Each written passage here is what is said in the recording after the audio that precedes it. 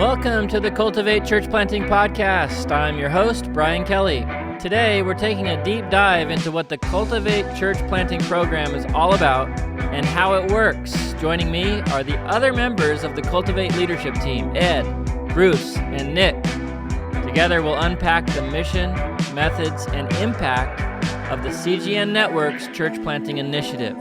Stay tuned for an informative discussion.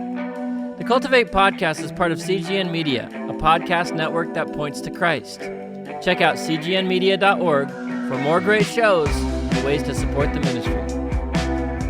Welcome to the Cultivate Church Planting Podcast, and we've got a great episode today. And we're here with the Cultivate team. Woo! What up? The core leadership team here at Cultivate, and this is kind of peeling back when you get a Ferrari and you open up the hood, you peel it back and you look at the engine inside. How would we know about Ferraris for pastors? And then you realize that the in the front there's no engine at all. Yeah, there's no engine at all. And then you look in the back, it's a couple of hamsters on a wheel. Well, we're the hamsters on the wheel today, and we're going to talk about Cultivate. We're going to talk about church planting networks. We're going to talk about kind of what goes on behind the scenes that we really feel like God is leading us into in this journey of church planting networks. And so we have to my left, Ed Compion, church planter extraordinaire, missionary extraordinaire. So hello, Ed. I feel like I paid you to say those things. It's good to be here with you guys. Good to be together in one space. Yeah. Bruce Zachary. Hey, Brian. Hey, Bruce, who's been on the show before and has traveled around not only with Cultivate, but as a pastor, church planter, missionary, all of the above. Welcome, Bruce. Welcome. Hey, guys. And then Nick Cady, our fearless leader, is here today with us. And Nick and I have done a couple of episodes already, but I think I called you at one point the brainchild of Cultivate, and so he's the brains behind the operation. Trying my best. And best. much more. Yeah. Much more. Yeah, and I'm glad to have you guys. We're recording in Colorado. Yeah. It's exciting. You know, for a long time. Whitefields Community Church, pastored by Nick Cady. There you go. Yeah. For a long time, after I moved here to Colorado, like nobody ever visited me. They were like, that's really far from everything else. Yeah. So it's been nice having some visitors. It's not a flyover state. We get to be here and enjoy That's it. right. Yeah. Yeah, we have a gathering scheduled for the next day. We're going to be meeting with prospective church planters and sending churches, and it's an opportunity for the four of us to gather and just have time to talk about Cultivate and to work together in that gathering. Great. Talking about Cultivate, Nick, why don't you run us through just a summary of what Cultivate is as far as a church planting program, maybe a little bit about the Calvary Global Network that we're a part of, and just for the listeners who may not be aware of what we're doing. Yeah, so the essence behind Cultivate is this, that we have a really rich heritage as Calvary Chapel in the church planting space. I think we were doing it before it was popular or cool or hip or trendy. And we were it was kind of part of our DNA, right? It's just the thing that you did as churches, is that as Calvary Chapel churches, we were multiplying.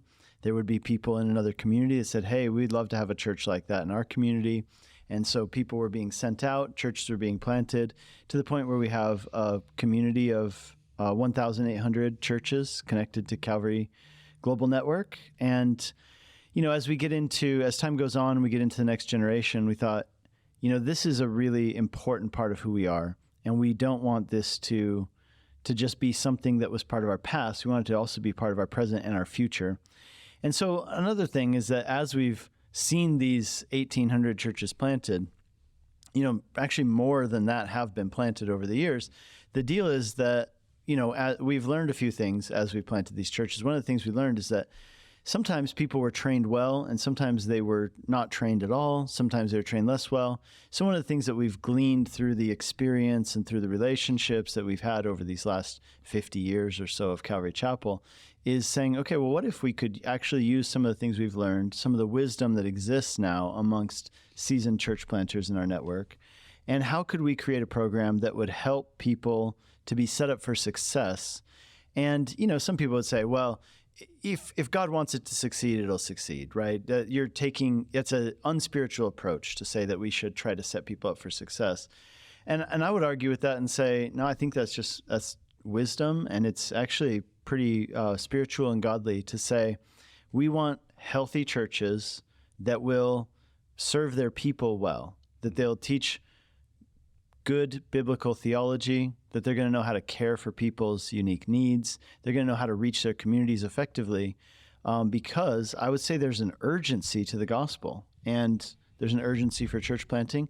And so we want to do it, we want to see it multiply, and we want to see those churches succeed. So a lot of times in the past, there would be the attitude of, if the Lord's in it, it's going to succeed. And, to our, that we kind of fault ourselves on this, is that a lot of the pastors would have good intentions in sending out a church plant. But, it would kind of be like we've joked around about this before, where God guides, God provides. We're really praying for you. Here's $100 and good luck. Yeah, that was the church planting program of the past. Yeah, I would just distinguish it this way, that there is this view that it was a purely organic work with no planning when it started at Calvary Chapel, Costa Mesa. And to the contrary, Pastor Chuck was establishing the Bible College as well as schools of ministry to prepare church planters. So as it began, it was both a spirit-led or organic, as well as being a matter of preparation and training. And it was a both and rather than a dichotomy of either or. As we go through the scriptures, we see that there are organic aspects, but also well-planned aspects of advancing God's kingdom. And so we at Cultivate view it as a both and rather than an either or. We use a lot of language in Cultivate surrounding, Cultivate. We talk about planting churches. We talk about the garden in which churches are planted. We say that's the local church. But even if you think about like organic farming or gardening, it's interesting that things that grow without any planning, lots of things grow without plans. But like weeds? Yeah, they're not often what you want to grow. And sometimes those things can choke out the healthy growth that you want. Okay. And so like any really good gardener, they are putting thought and planning and things like that into that in order to help things grow well. Yeah, to continue that analogy, if you imagine a trellis that's there to support the plant, the trellis isn't the plant, but it supports the plant. And similarly, Cultivate comes alongside the local church and training prospective church planters and helping to support sending churches. But we recognize that the local church is the primary garden to cultivate church planting. I like that. The organic idea. That's a good one. But, even if it's organic, you're still planting it out and supporting the metaphor continues. If we want that plant to continue to produce fruit, there is a long-term relationship from the sending church to continue. And that's one of our goals, is at least a year of continuing to mentor and coach that planter and the family, and maybe even some of their team as they get rolling to continue to do well, not just kind of swat them on the backside, say be warm and fed and go, but it's to love them well through the whole process. Hey, Brian, can I jump in on the question of the historical aspect in the Calvary Chapel movement that you first started with? Sure, yeah. Yeah, so I would say in that first generation of the Jesus movement, churches were being planted at an exponential rate. It's just this hockey stick pattern of growth. And then as we moved into the 90s, it started to plateau. There wasn't the same energy and there wasn't the same focus. And so why is that, Bruce? Sorry to interrupt you, but I'm just curious. Why did that happen? Why did it stop growing like that? I don't think that Pastor Chuck was ever opposed to church planting. I think he's always been for it, always was for it, as we are now 10 years past his passing. But I don't think it was a primary focus as he was seeking to make disciples. It was something that happened very early in the movement, as Nick mentioned, that people were requesting a church like Calvary Chapel Costa Mesa in their community, and Chuck was trying to send people out to support that. But then as we moved into that next generation, I think just because it wasn't above the burner or above the radar, so to speak, it just became neglected somewhat. So in the early 2000s, I believe we saw the start of the Calvary Church Planting Network, and again, reinitiating that effort to see churches planted and seeing hundreds of churches planted through that effort. But again, as there was a wane on the focus as the years went on. It created an environment where it became, especially in a post-pandemic environment, critical for an entity like Cultivate to come alongside the Calvary Global Network to re-engage in church planting. We understand that the gospel is the hope of the world and that the world needs more gospel-centered churches, and that's what we want to support. You talked about the Calvary Chapel Church Planting Network, and you were instrumental in that, Bruce, in creating that. Bruce literally wrote the book on church planting. One of them, yeah. The Calvary Chapel Church Planting Manual, which we use extensively in our program. Yeah, that's Cultivate. part of a training resource. And along with Ed, that was really an impetus to start that, because both of us wanted to see churches planted from our local churches. And most of the resources that we encountered were really marketplace. Mm-hmm. It was principles from the marketplace on church growth rather than systematic theology or philosophy of ministry. And we started to think about some of the lessons that we wanted to pass along that nobody taught us when we got started, and to make it really practical. Put it down on paper. Yeah, as well as including an element of teacher training that was so important in our movement. We recognize that teaching isn't the only gift, but we place a high value on teaching in the Calvary Chapel movement. And by the way, I want to add that you can get that church planting manual on our website, cultivatechurchplanting.com, and there's a list of resources there for free. It's available now in 8 languages. Yeah, which is nice that people in diverse parts of the world can use that resource in their own language if they'd like. It's time tested in several different cultures now, and so it's proven itself to be a very valuable tool to help establish more churches that are honoring our Lord. Talking about different cultures, we're not only looking at church planting in the United States, which is where we are, but we've seen churches planted around the globe, and that's our goal as well. What do you think? You talked about the church planting manual being available in different languages for different cultures. What do you think is the benefit of having not only the manual, but also a program like Cultivate that can reach to those different cultures? And I guess I would add to that question, what are some of the limitations of a program that's created in the U.S.? Like, how are we able to reach those other cultures that are dissimilar to ours as far as practicalities? Ed, you're the pro. You lived in Africa. How long did you live in Africa? You lived in Africa as well. I know. I wanted you to say that. That's why I mentioned it about you. How long did you live there? A little over 10 years. A little over 10 years? Yeah. I was a little under 10 years. Okay. Well, literally. So you're better than me. You were there first, so you were. Oh, yeah. Okay. So I'm better than you. All right. Go ahead. So listen, I think one of the things that we bring as Cultivate is something like the Church Planting Manual is certainly written from a Western perspective with much sensitivity to what is biblical and will not change. The mission doesn't change. The method might be adapted in the cultures. But what we gain, what we bring to the table, I think, is relationships with people in these cultures, and they can take it and adapt and say, this is how this works here. What is verse by verse teaching? How does that work in a culture that does not have a Bible in their mother tongue? Mm-hmm. How does this work good example. in a situation that is extremely relational, maybe not like our individualistic society here? Yet that those people we know on the ground or we're building a relationship with on the ground, they bring more to the table than we as you and I would say, Wazungu, as white people would say. We know people on the ground, you in Europe, and Bruce, you have relationships all over the world as well. And so that's where I think the win is. It's highly relational. It's not just a document saying, hey, do this and it'll work.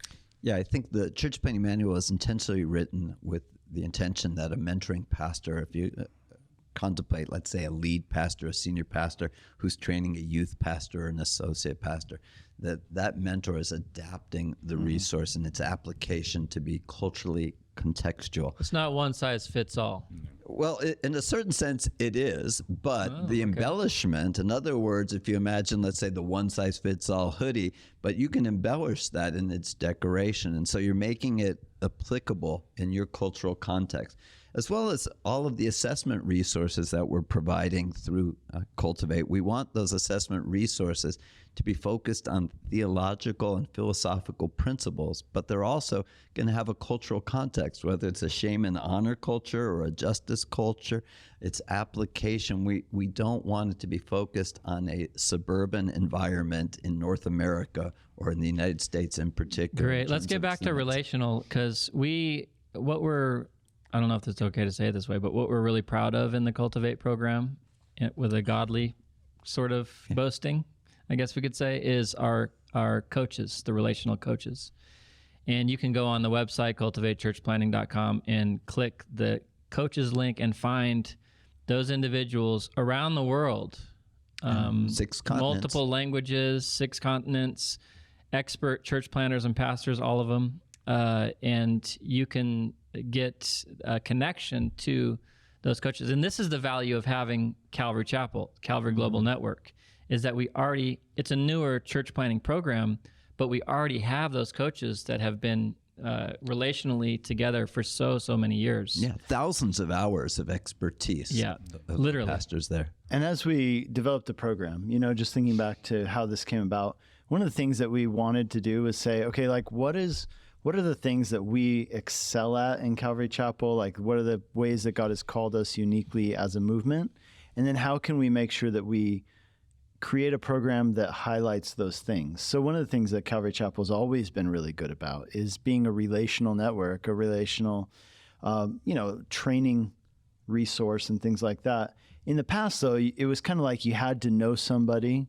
But what we're trying to do with this is to try and help actually connect people. Yeah, that's so that you're like, well, I don't know anybody. I guess I just can't ever be For the new trained. guy, Well, I think too, the language, whereas in prior generations, we saw ourselves as an association of independent churches collected together as a network.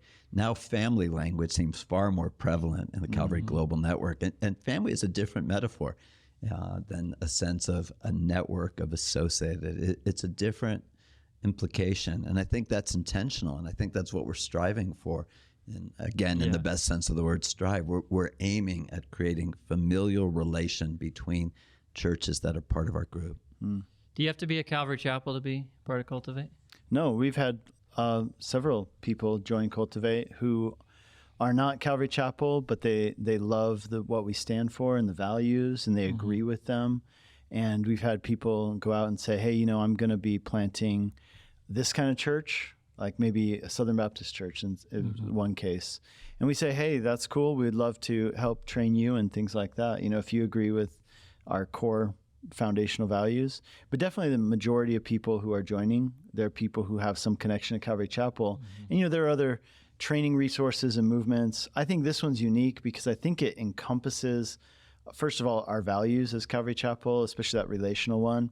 But, sometimes people might get into another group or movement and say, it just doesn't feel like home. This isn't my tribe or my family or my network.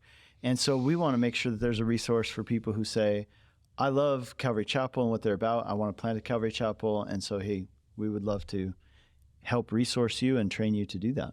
Yeah. To look at the other side of that coin, I know I've screened and had interviews with a few people who desire to plant, and they certainly loved Jesus. They wanted to see healthy church plant, but they had some core doctrines that were slightly different than ours, or significantly different. and so we generally... Sorry, we're not going to help you plant a Mormon Church of Latter-day Saints that significant, church. But some significant differences that we would say, man, God bless you. Let's help you find a better network to work with. Yeah, that would be better for you, and pray God's blessings on them. There are certainly distinctives that we adhere to that we would require. And we could spend all day talking about what are some of those? Let's give some examples. So. Nick, you're the guy. I mean, what are some of the distinctives that we would say if you want to be part of the Cultivate program or even CGN? What are they? Yeah, so we are complementarian, we're premillennial, we're evangelical, and I feel like I'm missing one. We value biblical literacy. Yeah. Also, we're kingdom-minded. Kingdom-minded. And someone would have to assent to the National Association of Evangelical Statement of Faith. Did you say continuationist? That's the gifts of the Spirit. Spirit. That was the other one. Yeah, We are. Yeah, that's an important one, I think. Yeah, it is. Yeah, and those are some of the non-negotiables. But generally speaking, we want to play nice with everybody. Of course. Those aren't the non-negotiables of Christianity. They're the non-negotiables of the Cultivate program, CGN. Yeah, and so there's a relatively small handful of those values that are what we would describe as distinct. It's not unique, but distinct. And so if people want to be part of this network, this family of churches, we want them to share those values And if not, we don't see them as being less than or that we're superior to them, but we know who we are and we're comfortable with who we are, and welcome others who want to be part of that family to join with us. Yeah. Well said. Awesome. All right, getting back to the coaches, because I think this is a really valuable piece to this whole thing. Walk us through, maybe Nick, you can take this one. Walk us through what it would be like for a prospective church planter who wants to plant a church. They don't know anybody. They have no idea where to start, but they're really feeling God is leading them to do this. They may have some biblical education background, pastoral training background. They may not. What's the kind of the process of getting them connected to these coaches, these mentors? Maybe walk us through a little bit of the practical way this works. Yeah. So what we try to do is we try to make it really easy for people to get involved. And so you go to our website, cultivatechurchplanting.com. On there, there's a tab that says Get Involved. And if you go and click that, then you'll see that there is an initial form that people can fill out. And you can fill out that form. It's just 12 questions that give us a basic idea, picture of who you are.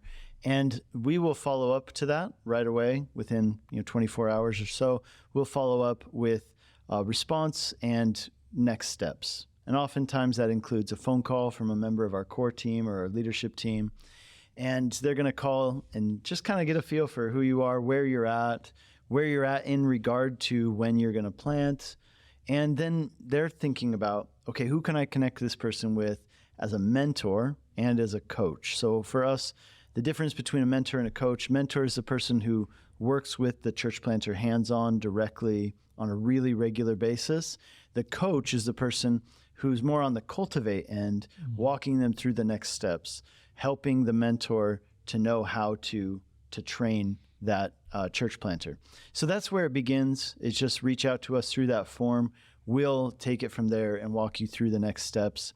But basically, there's Can I jump in on that real please. quick? Yeah, so on that initial assessment form, we're not trying to discern whether this person is ready to plant a church immediately. We're trying to discern whether they're ready to participate in a church planter training program. So as Pastor Nick said, the mentor is primarily training this person in the context of their local church, either the local church that's sending them out or a local church where they'd like to plant, and so in that area. And then the coach is providing indirect support, helping with resources, helping with some of the various steps that Nick's going to describe. Yeah, so I was just going to say the program on a macro level, it has three main parts, and those parts are assessment. That's what we start with, and I think that's a unique part of what we do that's worth talking about more. But assessment, then we create a personalized training program based on the assessment, because people have different needs.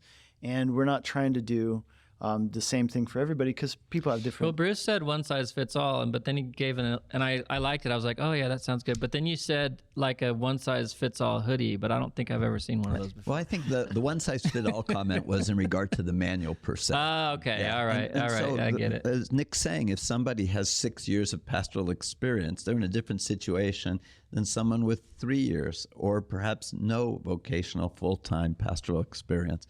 And so we want to curate a program that takes into consideration this person's strength, theological training, their ministry experience. And so curating a program that is personal is something that we feel is a great advantage of the program that we're offering.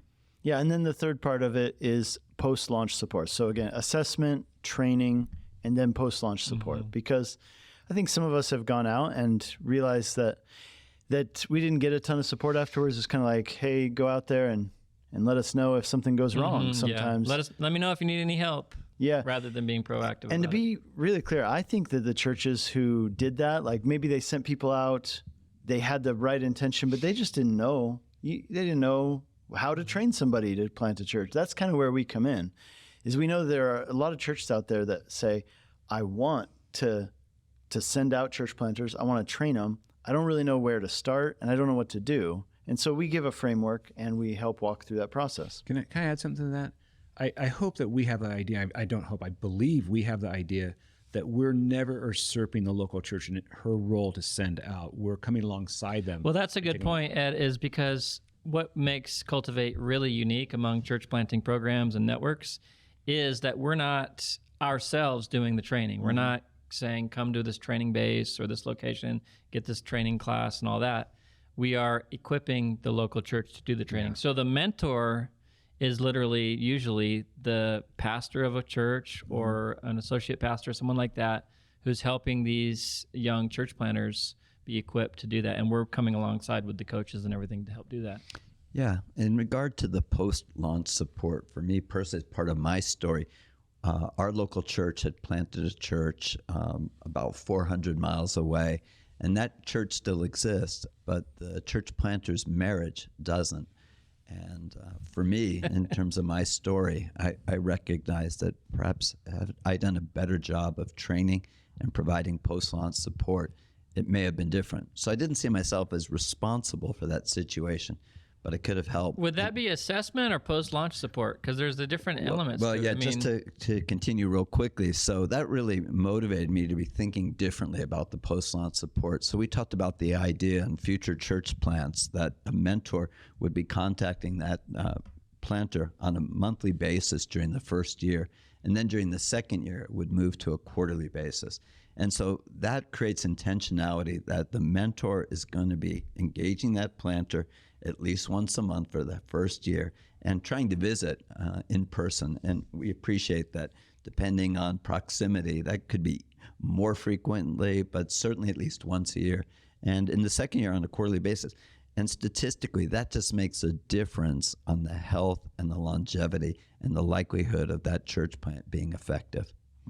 So it's really a post-launch support rather than an assessment issue, to answer your question. I think another thing that's unique about Cultivate is that when we do our assessment, we're not assessing a person for whether they are qualified to plant a church or not. I mean, and to some degree, we will make recommendations. But here's the thing, like when you do the assessment, it's not the goal of the assessment is not to get accepted by Cultivate. It's rather we're coming alongside and saying, hey, here's the things that we feel that the assessment revealed about you that either need to be addressed or areas where we can train or we can help. But I think that's unique because a lot of the other organizations that are out there, because the way that we created this was by communicating with the other major church planting organizations. What are they doing well? We had phone calls with them, talked with them. And there was a ton of like collegiality and appreciation for each other. But we were trying to do something unique for our network and for our family of churches.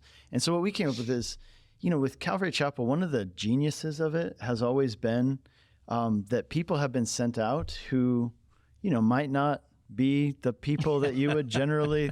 Like the apostles. Just look around the room. Yeah, I know, right? Well, I mean, that's kind of our Except for history you, of Calvary Chapel. They wrote literally a book about it, right? About like, can you believe these guys pastor churches?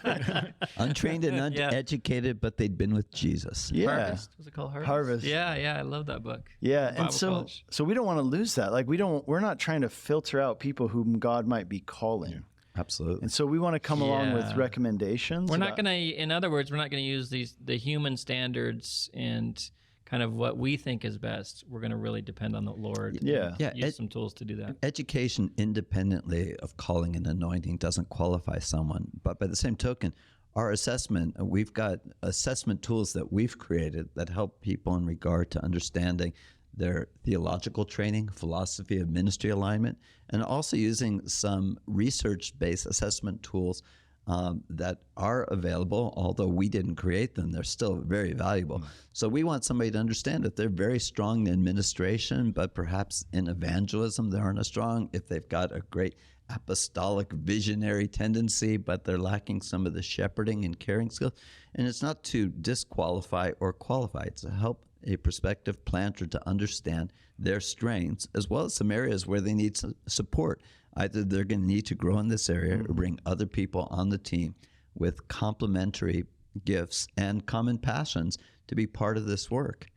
And also, I think through the When She Leads initiative, we're providing training and support for the wives of pastors and other women on the church planting team so that they understand the women who are involved in this church plant, their value as leaders, although we don't ordain women as pastors in our movement or recognize them as elders. We recognize their leadership role. We recognize generally their roles as deaconesses, that office in the church. but we want them also to be supported and trained during that process, whether in the local church or being part of a network where women and the specific needs that they have in trying to figure out their job description are Yeah, we addressed. did a whole episode with Brenda Leavenworth and Krista Fox, and it was really a good one. I'd encourage the listeners to go back and check Amen. that out. Amen. Let's talk about Pledge to Plant. Can I add something first? When we think of the course, Ed. assessment, I'm already doing it, so it's Yeah, I'm doing it. I'm already doing it. So through that assessment process, we have lists and of resources, including classes with Western Seminary and other things to help bring people up. The goal is not to shut people down. How do we equip them and be used to help their church equip them to send them to be the best possible church planters that the Lord has for them? That's good. I'm glad you did contribute that. That was good. Good. It Good was just wisdom. welling up. Let's do Pledge to Plant for a second, because this is our new. I'm really excited about this. And then That's because it was your idea, bro. No. We know you. And then I want to do another episode with you guys and talk about just your different stories of where it got. Have a more personable talk in a future episode. But Pledge to Plant. Well, how about I talk about it? Please. Pledge to Plant is, and then we can Brian, kind of can chime you in. tell us about Pledge to Oh Plant? yeah, thanks for asking, Bruce. I'll be happy to do that.